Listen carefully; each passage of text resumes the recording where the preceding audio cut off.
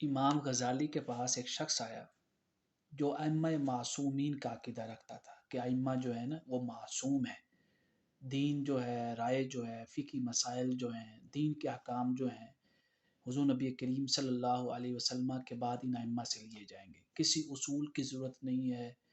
کسی میزان کی ضرورت نہیں ہے، کسی دلائل کی ضرورت نہیں ہے۔ تو امام غزالی کے پاس وہ شخص آیا، آپ نے اس سے مناظرہ کیا، وہ سوالات کرتا رہا، امام غزالی جو ہیں اس کو جوابات دیتے رہے۔ تو اس کے سوالات اور اس کے جوابات جو ہے نا اس کے اوپر آپ کی کتاب ہے، اس کتاب کا نام ہے القسطاس المستقیم، یہ پڑھنے والی ہے۔ اس کتاب میں اصل میں اس شخص نے کہا تھا کہ آپ یہ جو منطق، آپ کی شہرت بہت زیادہ تھی امام غزالی کی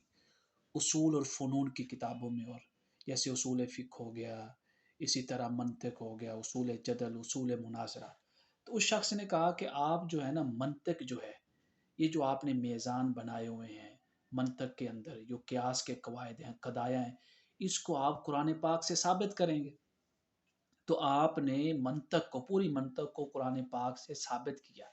لیکن ان میزان کا جو نام ہے نا، منطق کی جو رسمی کتابیں تھیں ان سے ہٹ کر آپ نے ایک منفرد طریقے سے منطق کے جو میزان ہے اس کا نام رکھا۔